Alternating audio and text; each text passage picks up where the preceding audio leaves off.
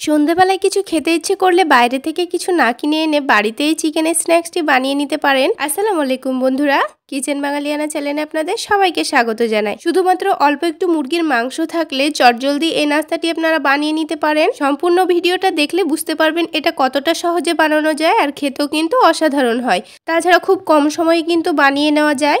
তো একটা মিক্সিং বোলের মধ্যে আমি 2 কাপ ময়দা নিয়ে নিচ্ছি। তো এবার এর মধ্যে দিয়ে দেব স্বাদ মতো লবণ। আর এই স্ন্যাক্সটি যদি আপনারা একটু ঝালঝাল বানাতে চাইছেন তবে এখানে একটু চিলি ফ্লেক্স বা লাল মরিচের গুঁড়ো দিয়ে দিতে পারেন। তবে আমি দিলাম না, এটা কারণ আমি বাচ্চার জন্য বানাচ্ছি। তো এবার এখানে হাফ চামচ মতো আজওয়াইন আমি একটু ঘষে দিয়ে দিলাম। আর এভাবে আজওয়াইনটা ঘষে দিয়ে দিলে এর টেস্টটা কিন্তু অনেকটাই ভালো আসে। আর সবশেষে ময়ানের জন্য 2 চামচ সয়াবিন তেল দিয়ে দিয়েছি। আপনারা চাইলে এই তেলের পরিবর্তে ঘি দিতেও পারেন, তবে তেল দিলেও কোনো অসুবিধা নেই, এটা খেতে অনেকটাই টেস্টি হবে। এবার শুকনো উপকরণগুলোকে খুব ভালো করে মিশিয়ে নিতে হবে, আর তেলটা যাতে খুব ভালো করে এই ময়দার সঙ্গে মিশে যায়। এবার খুব ভালো করে মিশিয়ে নেওয়ার পরে অল্প অল্প করে পানি দিয়ে একটা ডো তৈরি করে নিতে হবে। পানিটা কিন্তু প্রথমে বেশি করে দেওয়া যাবে না, কারণ এই ময়দাটা নরম হয়ে যেতে পারে। তাই প্রথমে অল্প করে একটু পানি দিয়ে খুব ভালো করে মেখে নিয়ে আবারও যতটা পরিমাণ পানি লাগবে ঠিক ততটা পরিমাণ পানি দিয়ে এটাকে একটা ডো তৈরি করে নিব। ডোটা কিন্তু খুব বেশি শক্ত করেও মাখা যাবে না, আবার খুব বেশি নরম করেও মাখা যাবে না। ঠিক আমরা যেমন বাড়িতে রুটি তৈরি করি ঠিক সেই রকম করেই ডোটা তৈরি করে নিতে হবে। আর একটু সময় ধরে এটাকে ঠেসে ঠেসে একটু মথে নিতে হবে, তাহলে এটা সফট হয়ে যাবে। ঠিক এই রকম করে এটাকে মথে নিয়েছি। এবার এর ওপর থেকে একটু করে তেল লাগিয়ে এটাকে আমি 15 মিনিট মতো রেস্টে রেখে দেব। আর এটার ওপর থেকে যদি এভাবে একটু তেল লাগিয়ে রেস্টে রাখা যায় তবে কিন্তু এই ডোটা শুকিয়ে আসবে না। এদিকে ডোটা 15 মিনিট রেস্টে থাকতে থাকতে চিকেনের একটা পুর তৈরি করে নেব। সেই জন্য আমি এখানে 100 গ্রাম বোনলেস চিকেন নিয়ে নিয়েছি, আর চিকেনটাকে আমি কুচি কুচি করে কেটে নিয়েছি। এবার এই চিকেনটাকে ফ্রাই করে নেব। সেই জন্য একটা প্যানের মধ্যে 2 চামচ মতো সয়াবিন তেল দিয়ে দিচ্ছি। তেলটা হালকা গরম হয়ে গেলে এর মধ্যে দিয়ে দেব হাফ চামচ মতো গোটা জিরা, তারপর দিয়ে দেব 1 চামচ মতো রসুন কুচি, আর দিয়ে দেব 1 চামচ মতো আদা কুচি। এবার গ্যাসের ফ্লেমটাকে একটু লোতে রেখে আদা রসুনটাকে খুব ভালো করে ভেজে নিতে হবে, যাতে আদা রসুনের কাঁচা গন্ধটা ভালোভাবে চলে যায়। এবার যখন আদা রসুনটা খুব ভালো করে ভাজা হয়ে গেছে তখন এর মধ্যে পাতলা করে কেটে রাখা একটা পেঁয়াজ দিয়ে দিচ্ছি।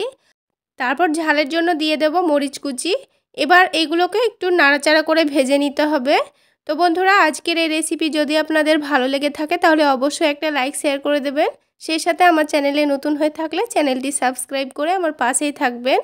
এবার পেঁয়াজটা যখন হালকা ভাজা হয়ে গেছে তখন টুকরো করে রাখা চিকেনগুলো দিয়ে দিলাম। এবার গ্যাসের ফ্লেমটা একটু বাড়িয়ে দেব, তারপর এটাকে খুব ভালো করে নাড়াচাড়া করে কষিয়ে নিতে হবে। এবার যখন চিকেনটা নাড়াচাড়া করতে করতে এর ভেতর থেকে যখন হালকা হালকা পানি ছেড়ে আসবে তখন এর মধ্যে আমি কিছু গুঁড়ো মশলা দিয়ে দেব। এবার দেখে নিশ্চয়ই বুঝতে পারছেন এই চিকেনগুলোর ভেতর থেকে হালকা হালকা পানি ছেড়ে এসেছে। ঠিক এই পর্যায়ে আমি দিয়ে দিচ্ছি স্বাদ মতো লবণ, অল্প একটু হলুদের গুঁড়ো, আর দিয়ে দিচ্ছি অল্প একটু ধনে গুঁড়ো। যেহেতু আমি এর মধ্যে গোটা জিরা দিয়েছি তাই কিন্তু জিরা গুঁড়োটা দিলাম না। এবার কিছুক্ষণ এইভাবেই নাড়াচাড়া করে মিশিয়ে নিতে হবে। তো বন্ধুরা, কিছুক্ষণ কষাতে কষাতে যখন দেখব এটা হয়ে এসেছে তখন এর মধ্যে টেস্ট আর একটু বাড়িয়ে নেওয়ার জন্য আমি অল্প করে বিট লবণ দিয়ে দিলাম। আর সবশেষে অল্প একটু বেসন দিয়ে দিচ্ছি, কারণ এই চিকেনটা যখন নামিয়ে রাখবো তখন ঠান্ডা হয়ে যাওয়ার পর হালকা হালকা পানি ছেড়ে আসবে। তাই যাতে পানিটা না ছেড়ে আসে সেই জন্য এখানে হাফ চামচ একটু বেসন দিয়ে দিয়েছি। এবার এটা তৈরি হয়ে গেছে। এবার এটাকে নামিয়ে আমি ঠান্ডা করতে দিয়ে দেব। এবার যাতে চিকেনের পুরটা খুব তাড়াতাড়ি ঠান্ডা হয়ে যায় সেজন্য বড় একটা প্লেটে ছড়িয়ে দিয়ে দিচ্ছি। আর এভাবে করে ছড়িয়ে দিয়ে দিলে চিকেনটা খুব তাড়াতাড়ি ঠান্ডা হয়ে যাবে। এদিকে চিকেনটা ঠান্ডা হতে থাক, ততক্ষণে আমি ডোটা রেডি করে নেব। ডোটা কিন্তু আগের থেকে অনেকটাই নরম এবং সফট হয়ে গেছে। আর এই ডোটা থেকে লেচি কেটে নেওয়ার আগে আমি ডোটাকে আরও একটু মুথে নিব। ডোটা আবারও খুব ভালো করে মুথে নেওয়ার পর এটাকে একটু রোল করে নেব, কারণ এইভাবে রোল করে নিলে ডোটা থেকে লেচি কাটতে একটু সুবিধা হবে। সেজন্য 2 হাত দিয়ে আমি এটাকে চেপে চেপে খুব ভালো করে একটা রোল করে নিয়েছি। এবার একটা ছুরির সাহায্যে যটা আপনি লেচি কাটতে চাচ্ছেন ঠিক তটা এভাবে করে লেচি কেটে নেবেন। তো এইভাবে লেচি কেটে নেওয়ার পর একটা একটা করে লেচিগুলো নিয়ে আমি আবারও ঢাকা দিয়ে এটাকে রেখে দেব, যাতে এটা না শুকিয়ে যায়। এবার একটা লেচি নিয়ে হাতের মধ্যে নিয়ে এটাকে খুব ভালো করে গোল করে একটা শেপ দিয়ে নিতে হবে। এবার খুব ভালো করে গোল করে নেওয়ার পর এটাকে একটু পাতলা করে বেলে নেব। আর খুব বড় করে কিন্তু বেলবো না, আমি একটু ছোট করে এটাকে বেলে নেব। আর বেলা হয়ে গেলে এর মধ্যে চিকেনের পুরটা দিয়ে দিতে হবে। এবার এটা বেলা হয়ে গেলে ঠান্ডা করে রাখা চিকেনের পুরটা আমি দিয়ে দেব। তো এখান থেকে আমি 2 চামচ মতো চিকেনের পুরটা দিয়ে দিচ্ছি। চিকেনের পুরটা কিন্তু খুব বেশি দেওয়া যাবে না, তা না হলে কিন্তু মুখটা বন্ধ করার সময় অসুবিধা হতে পারে।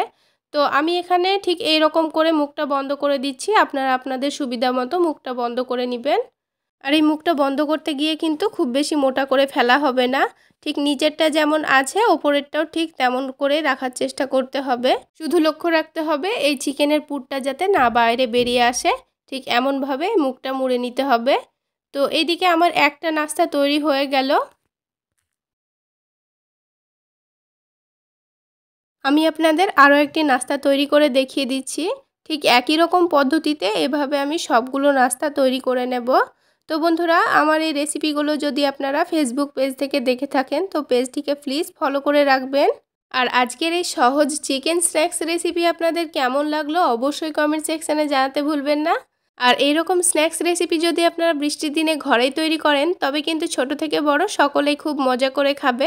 তাছাড়া এই স্ন্যাক্স দিয়ে আপনারা বাচ্চাদের স্কুল টিফিনের জন্য বানিয়ে দিতে পারেন, বাচ্চারা কিন্তু সসের সঙ্গে খুব মজা করেই খাবে।